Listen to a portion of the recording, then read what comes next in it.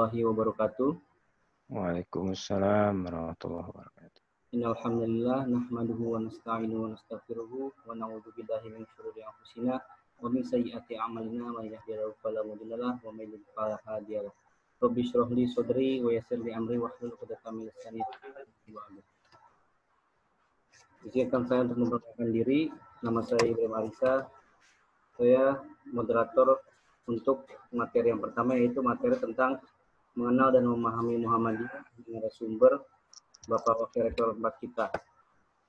Sebelum kita memasuki materi, saya akan membacakan kurikulum vitae dari narasumber.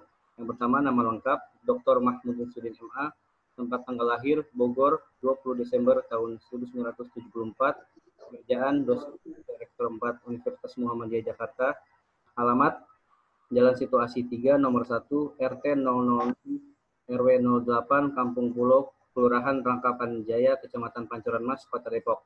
Kode pos 16453. Nomor telepon 0815 842 45332. Alamat email mahmudinsudin@gmail.com. Kita akan memasuki materi kepada Dr. Mahmudin Sudin MA. Kami persilakan. Baik, assalamualaikum warahmatullahi wabarakatuh. Waalaikumsalam warahmatullahi wabarakatuh. Alhamdulillah. Walladzi arsala rasulahu bil huda wa dinil haqqi yudhhirahu 'alad dini kullihi wa kafa billahi syahida. Asyhadu an la ilaha illallah wa asyhadu anna Muhammadan abduhu wa rasuluh. Wa ba'd. Yang saya hormati moderator, yang saya hormati, saya banggakan dan saya cintai seluruh peserta orientasi Al-Islam Kemuhammadiyahan mahasiswa baru Universitas Muhammadiyah Jakarta tahun 2021 Masehi. Alhamdulillah, kita bersyukur pada Allah Subhanahu wa taala dengan Rahman dan Rahimnya Allah Subhanahu wa taala.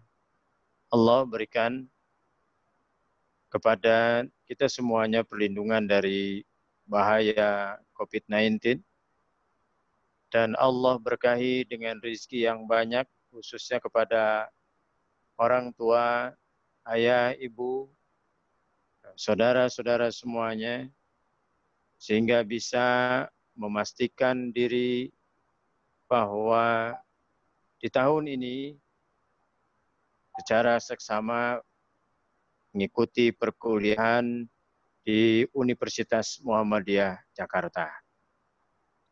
Tentu kami lebih mensyukuri lagi karena dengan hadirnya Anda ke Universitas Muhammadiyah Jakarta ini tanda bahwa Anda mengamanahkan kepada kami, tanda bahwa Anda bersama orang tua Anda percaya kepada penyelenggaraan pendidikan yang kami laksanakan di Perguruan Tinggi Muhammadiyah Universitas Muhammadiyah Jakarta ini. Sekali lagi terima kasih, salam kepada para orang tua Anda, dan sekarang Anda mulai memasuki untuk menjajaki perkuliahan di Universitas Muhammadiyah Jakarta. Dalam keadaan COVID-19 seperti ini, kita masih harus diminta bersabar oleh Allah Subhanahu wa taala sehingga pelaksanaan orientasi Al-Islam Kemuhammadiyahan berjalan secara online seperti ini, yang biasanya kita lakukan dengan suasana yang penuh riuh, penuh dengan ketawa, penuh dengan canda dan gembira. Terpaksa di tahun 2020 ini kita laksanakan tanpa kita harus bertemu secara fisik.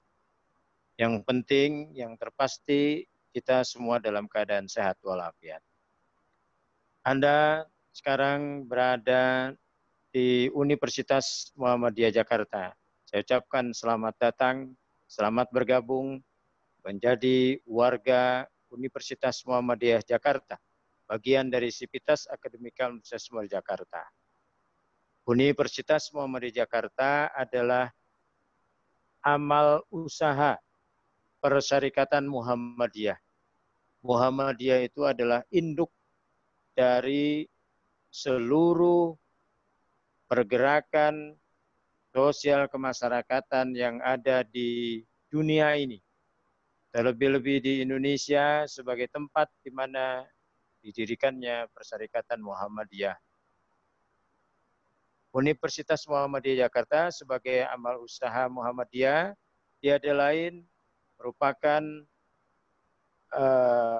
bagian yang terdepan dalam melaksanakan gerakan dakwah Islam amar ma'ruf nahi munkar dengan melaksanakan pendidikan, pencerahan, mencerdaskan, dan juga memberikan kesempatan pendidikan leadership bagi seluruh mahasiswa yang bergabung di perguruan tinggi Muhammadiyah, terlebih adalah Universitas Muhammadiyah Jakarta.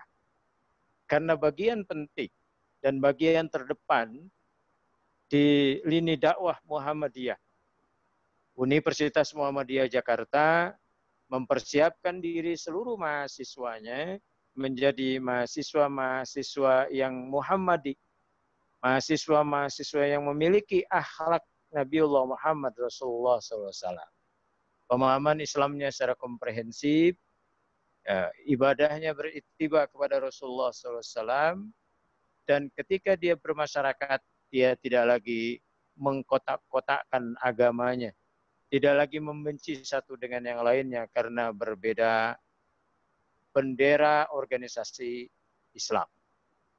Maka Anda ketika kuliah di Universitas Muhammadiyah Jakarta, wajib hukumnya memahami apa itu Muhammadiyah, apa tujuan dari Muhammadiyah, dan bagaimana Muhammadiyah berperan, atau apa saja peran dari Muhammadiyah, baik yang sudah dilakukan, yang sedang dilakukan, maupun rencana ke depan yang akan dilakukan untuk kehidupan berbangsa dan bernegara di Negara Kesatuan Republik Indonesia ini. Sebagai mahasiswa Universitas Muhammadiyah Jakarta, maka yang pertama harus Anda paham adalah bahwa Muhammadiyah itu berdiri sudah demikian lama, 1 abad lebih. Dalam perhitungan kalender miladiah, Muhammadiyah itu usianya sudah 111 tahun. Kira-kira bisa kita bayangkan kalau bentuk fisik manusia 111 tahun umur kita, rasanya apa yang kita lihat. Mungkin akan ada keriput-keriput ataukah penglihatan yang sudah menurun. Alhamdulillah, Muhammadiyah tidak bisa disamakan dengan tubuh manusia yang semakin tinggi umurnya, dia semakin terkurangi segala potensinya. Muhammadiyah semakin tua umurnya, semakin produktif dalam mengemban amanah Allah Subhanahu wa Ta'ala, menjalankan visi dakwahnya. Sejak 8 Zulhijjah 1330 Hijriah bertepatan dengan 18 November 1912, Muhammadiyah mengemban amanah Allah Subhanahu wa Ta'ala untuk menjernihkan, untuk memurnikan, dan untuk mencerdaskan, serta membawa arah kemajuan bagi seluruh elemen bangsa di permukaan bumi ini, khususnya bangsa Indonesia. Jadi ketika Kiai Haji Ahmad Dahlan yang dikenal dengan nama Muhammad Darwis, Muhammad Darwis kecil ketika itu hanya lulusan setingkat sekarang ini madrasah sanawiyah. Dia kemudian belajar bersama ayahnya di pondok pesantren milik ayahnya yang bernama Kiai Haji Abu Bakar. Dia belajar ilmu agama, dia belajar ilmu balaghah, dan kemudian dia belajar seperti halnya dulu orang-orang ketika mempelajari agama, tidak hanya saja satu guru. Seorang darwis yang ketika itu gelisah melihat praktek-praktek di dalam kehidupan bermasyarakat, khususnya kehidupan beribadah. Ada yang menyembah pohon, lalu dia memberikan sesaji kepada tempat-tempat yang dianggapnya punya kekuatan gaib, angker. Ya. Lalu ada orang-orang yang meyakini bahwa bacaan-bacaan tertentu, tempat-tempat tertentu itu memiliki kekuatan, sehingga khawatir kalau dia nanti akan terkena bencana jika tidak memberikan sesajen itu.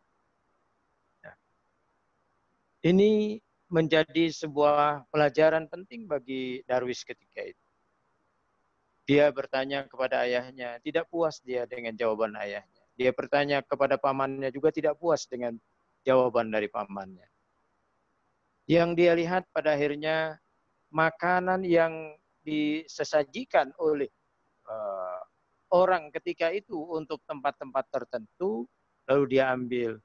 Daripada makanan ini dibuang, tidak ada yang mengkonsumsi, dia ambil dan dia berikan kepada orang-orang miskin di sekitar Kauman. Tempat di mana Darwis itu dilahirkan oleh ayah dan ibunya. Semakin lama, semakin beranjak dewasa, kurang lebih umur 14 tahun, Darwis kemudian berangkat menunaikan ibadah haji. Kurang lebih pada tahun 1903. Yang bernama Darwis ini kemudian meminta izin sama ayahnya, lalu diurus perjalanannya dan sebagainya, bisa menunaikan ibadah haji di Tanah Suci Mekah. Dan dia kemudian belajar ilmu agama di sana. Kiai Ahmad Dahlan yang kemudian dia pulang dari Tanah Suci Mekah untuk kedua kalinya, dia berganti nama menjadi Ahmad Dahlan. Dia berguru bersama dengan Kiai Haji Hashim Asy'ari, pendiri Nahdlatul Ulama. Dia juga berguru bersama dengan Kiai Haji Zamzami dari Bandung sebagai pendiri Persatuan Islam atau yang dikenal dengan Persis. Ya. Sebenarnya mereka ini bertiga adalah memiliki pemahaman ilmu agama yang sama, ilmu balaghah yang sama, ya, wawasan keislaman yang luas juga sama. Namun ketika mereka pulang ke tanah air, mereka berpisah, lalu Kiai Ahmad Dahlan ada di Yogyakarta, tepatnya Kauman. Kiai Haji Zamzam itu ada di Bandung, Jawa Barat, dan Kiai Haji Hashim Asy'ari itu ada di Jawa Timur, tepatnya di daerah Jombang, Jawa Timur. Tentu dalam melaksanakan dakwah pada akhirnya berbeda-beda. Kenapa? Karena tantangannya, situasinya juga berbeda-beda. Jawa Timur ketika itu sangat kuat dipengaruhi oleh agama Hindu, budaya Hindu. Begitu dengan Jawa Tengah yang kuat dipengaruhi oleh budaya-budaya ataupun kepercayaan-kepercayaan dari orang Buddha. Sedangkan Jawa Barat lebih kepada orang-orang yang percaya kepada animisme. Ya, di mana orang-orang Jawa Barat dia tidak Hindu juga tidak Buddha. Namun dia sangat percaya pada kekuatan-kekuatan gaib. Nah, oleh karenanya Kiai Ahmad Dahlan kemudian menjalankan terus dakwahnya sampai pada suatu ketika muridnya dalam perkumpulan, dalam pertemuan dengan Kiai Ahmad Dahlan, melihat semakin lama semakin banyak kegiatan sosial yang dibangun Kiai Ahmad Dahlan, ya, termasuk pendidikan. Di tahun 1911 Kiai Ahmad Dahlan itu sudah mendirikan yang namanya Qismul Aqra. Lalu dilanjutkan dengan mendirikan madrasah diniyah ibtidaiyah Islamiyah di rumahnya. Dengan murid pertama ketika itu 9 orang. Dari saudara-saudaranya, dari keluarganya, keponakannya. Dia bangun itu semakin lama semakin banyak yang memberikan amanah. Para muridnya kemudian menyampaikan bahwa apa yang dilakukan Kiai Madahlan ini tidak mungkin kalau seandainya kami mampu melanjutkan. Kami khawatir tidak mampu melanjutkan ini Pak Kiai.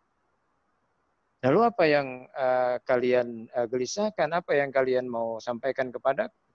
Bagaimana kalau seandainya didirikan perkumpulan, didirikan persyarikatan yang mengelola dari amal usaha Pak Kiai ini, sehingganya orang-orang yang bersatu di dalam persyarikatan itu, di dalam perkumpulan itu memberikan manfaat yang jauh lebih banyak Pak Kiai. Perkumpulan itu akan lebih banyak nanti memberikan pemikiran dan kemajuan-kemajuan Pak Kiai. Lama dipikirkan oleh Kiai Madahlan, dan Kiai Madahlan membaca Al-Quran surah Al-Imran ayat 104. A'udzubillahi minasyaitonirrajim. Wal takum minkum ummatun yad'una ilal khair wa ya'muruna bil ma'ruf wa yanhauna 'anil munkar wa ulaika humul muflihun. Di dalam ayat inilah Kiai Madahlan kemudian terbangkitkan semangat untuk mendirikan Muhammadiyah sesuai dengan usulan dari murid-muridnya. Walaupun ketika itu Kiai Madahlan lagi-lagi sebagai seorang yang sangat bijaksana, tidaklah kemudian menyatakan, baik saya dirikan namanya Muhammadiyah, tidak. Kiai Madahlan mengutarakan apa yang menjadi petunjuk Allah dalam salat-salat hajatnya. Nama Muhammadiyah itu disarankan, diusulkan oleh murid-muridnya. Kiai Madahlan disampaikan oleh muridnya, kalau gitu namain saja organisasi kita dengan Dahlaniyah. Kiai Madahlan tidak setuju. Kenapa Pak Kiai? Nanti khawatirnya mengkultuskan saya. Sempat juga Kiai Madahlan mendapatkan usul ada Ahmadiyah. Tidak disetujui juga. Kemudian Kiai Madahlan mendapatkan usul dari Kiai Haji Suja, ya, ketika itu Suja mengusulkan bagaimana kalau Muhammadiyah. Kenapa Muhammadiyah Suja? Karena kita ini umat Islam dan kita ini adalah pengikut Nabi Muhammad. Maka Muhammad itu nama Nabi, Iyah itu adalah pengikut. Maka Muhammadiyah itu adalah pengikut Nabi Muhammad. Dan pada akhirnya disetujuilah oleh rapat ketika itu bersama murid-muridnya Madahlan untuk menamakan organisasinya Muhammadiyah. Nah, di tahun yang tadi saya sampaikan itulah kemudian diresmikan berdirinya Persyarikatan Muhammadiyah. Jadi dengan pergerakan Islam di Timur Tengah sangat kuat erat pemikiran-pemikiran Kiai Madahlan pengaruhi dari sana untuk mewujudkan Islam yang sebenar-benarnya. Visinya dari Muhammadiyah itu adalah menjunjung tinggi agama Islam, ya, menegakkan dan menjunjung tinggi. Menegakkan dan menjunjung tinggi agama Islam sehingga terwujud masyarakat Islam yang sebenar-benarnya. Jadi Muhammadiyah itu bukan aliran sesat. Muhammadiyah itu bukan lagi ajaran agama baru. Tetapi Muhammadiyah itu adalah organisasi yang melaksanakan visinya yang tadi saya sampaikan, yaitu menegakkan dan menjunjung tinggi. Bagaimana Muhammadiyah disampaikan sebagai aliran sesat? Muhammadiyah saja ingin menegakkan dan menjunjung tinggi agama Islam. Untuk apa? Terwujud masyarakat Islam yang sebenar-benarnya. Benar akidahnya, benar ibadahnya, benar akhlaknya, benar muamalahnya, dan benar hukum yang ditegakkannya. Nah, jadi Muhammadiyah di dalam misinya menegakkan tauhid yang murni berdasarkan Al-Quran dan Sunnah. Yang murni artinya yang tidak bercampur ya, dari ibadah kepada Allah Subhanahu wa taala. Mukhlisina lahuddina hunafa. Jadi tidak akan pernah dijalankan oleh Muhammadiyah kalau itu tidak berdasarkan Al-Quran dan tidak sesuai dengan sunnah yang makbulah. Jadi kalau ada Al-Quran yang berbicara, maka Al-Quran dulu. Lalu ada penjelasannya, ada bayan dalam hadis, maka digunakanlah penjelasan itu dari hadis. Jika di dalam Al-Quran dan hadis tidak ditemukan, maka Muhammadiyah menggunakan al-makbulah, pendapat yang makbul dari para ulama hadis dan ulama-ulama ta'akhirin. Dan Muhammadiyah untuk kepentingan itu mendirikan Majelis Tarjih dan Pemikiran Islam. Dalam rangka apa? Dalam rangka memberikan fasilitas kepada masyarakat untuk menjawab setiap hukum-hukum yang berkembang di masyarakat, sehingga ditetapkan hukumnya. Dua Muhammadiyah itu menyebarluaskan, memajukan ajaran Islam yang bersumber pada Al-Quran dan As-Sunnah, sahihah wa makbulah. Disebarkan dalam kerangka ini, Muhammadiyah kemudian membentuk, mendirikan majelis tabligh dan dakwah khusus. Nah, ada majelis tabligh dan dakwah khusus yang didirikan oleh Muhammadiyah. Secara umum Muhammadiyah itu mendirikan majelis tablighnya untuk disampaikan. Karena Muhammadiyah sadar sebagai bagian dari balik ya, yang menyampaikan. Jadi Muhammadiyah ini menjadi penyebar luas, menjadi organisasi yang memajukan ajaran Islam. Nah, sehingga terus-menerus Muhammadiyah melakukan kajian dan kajian sesuai dengan perkembangan kehidupan zaman. Muhammadiyah dalam misinya juga mewujudkan Islam dalam kehidupan pribadi, keluarga, dan masyarakat. Insya Allah kita mencoba untuk memberikan kepada Anda semuanya, mahasiswa Universitas Muhammadiyah Jakarta, pedoman hidup Islami warga Muhammadiyah. Dalam rangka kita memberikan pedoman kepada warga Muhammadiyah, bagaimana Islam itu diinternalisasi dalam kehidupan pribadi, dalam kehidupan keluarga, dalam kehidupan bermasyarakat, dalam kehidupan berbangsa, bernegara, dalam kehidupan politik, maka Muhammadiyah sudah diberikan pedoman oleh pimpinan Persyarikatan Muhammadiyah yang bernama Pedoman Hidup Islami Warga Muhammadiyah. Nah, nanti kita akan pelajari jauh lebih dalam lagi ketika kita berada di perkuliahan. Ya. Jadi maksud dan tujuan Muhammadiyah itu adalah menegakkan menjunjung tinggi agama Islam sehingga terwujud masyarakat Islam yang sebenar-benarnya. Ya.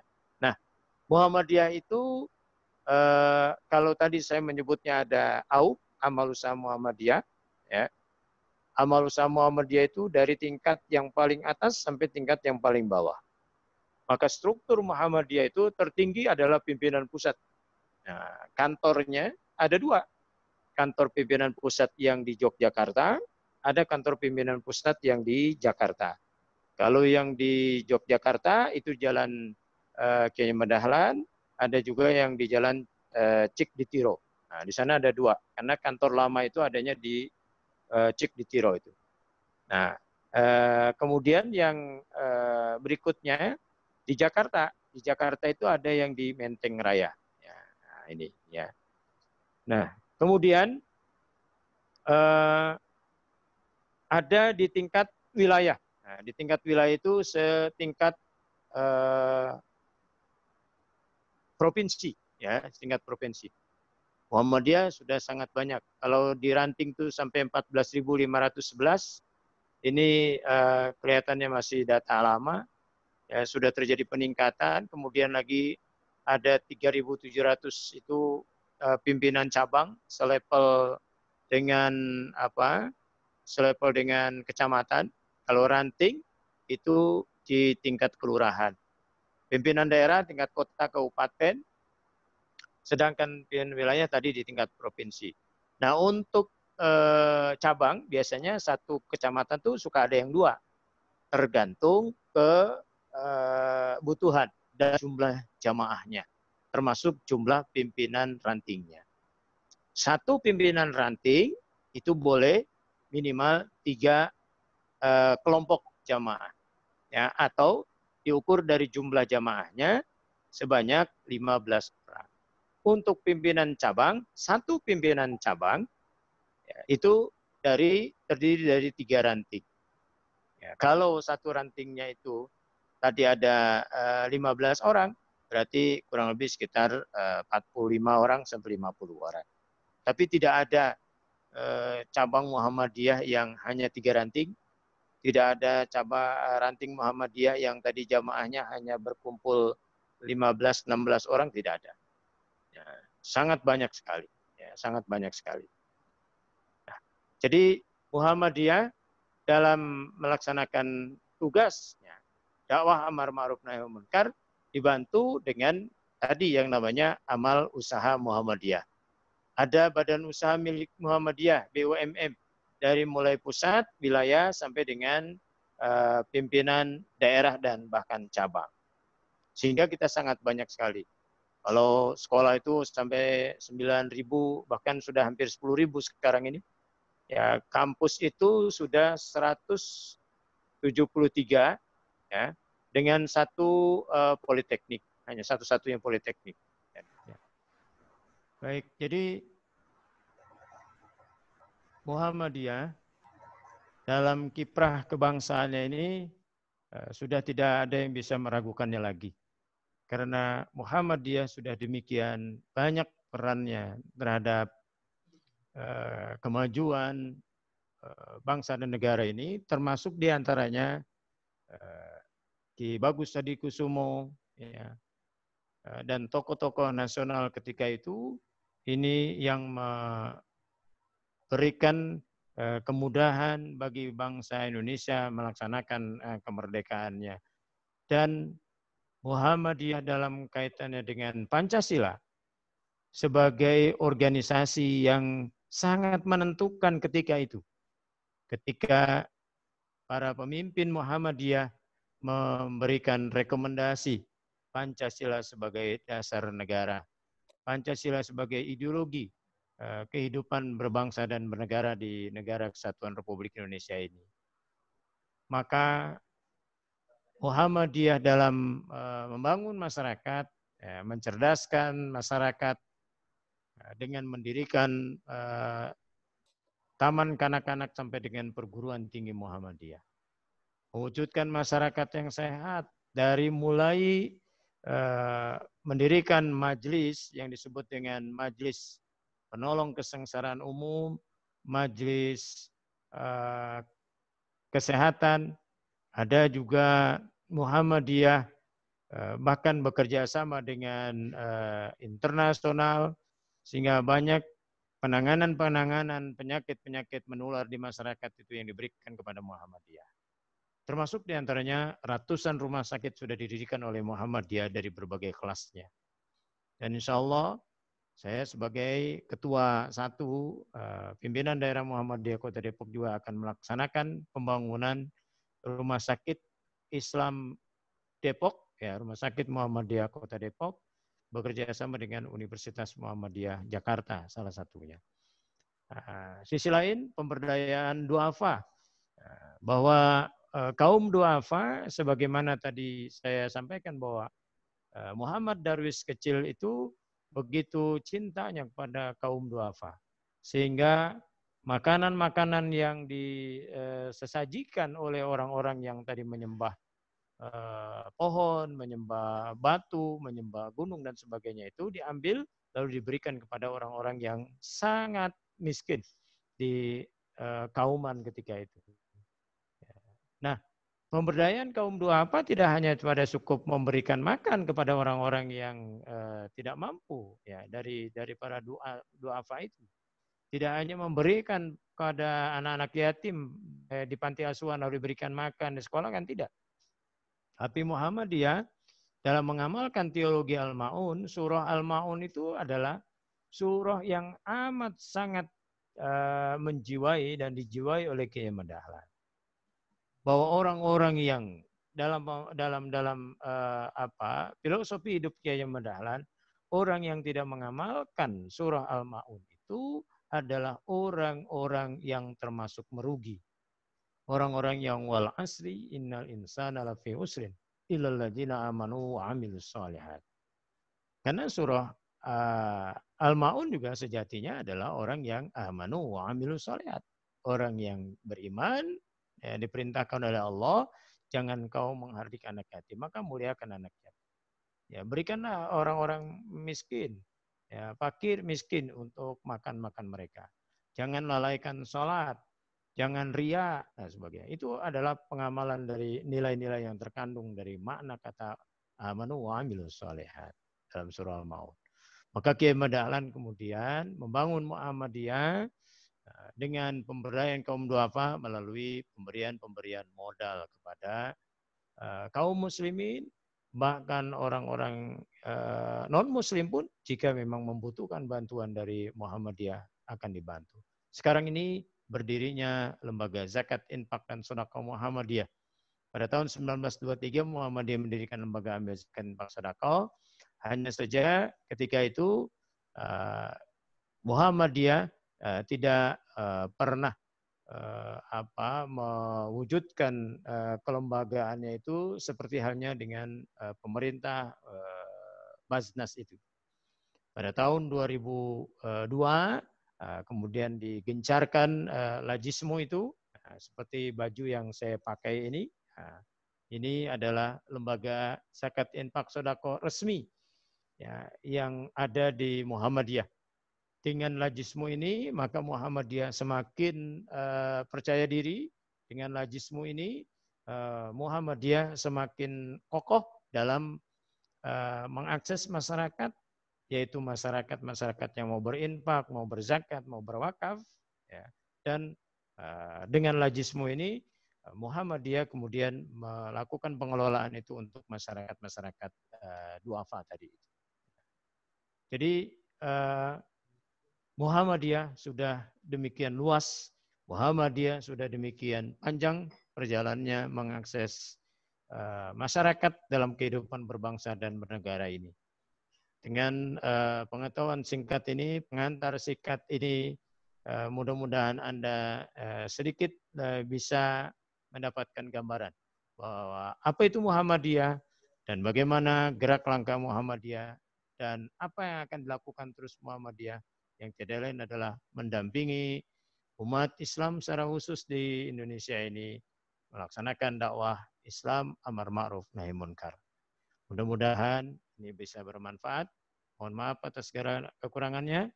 Terima kasih atas segala perhatiannya. Nasrul minallah fatun qarib wa basyiril mu'minin. Wassalamualaikum warahmatullahi wabarakatuh.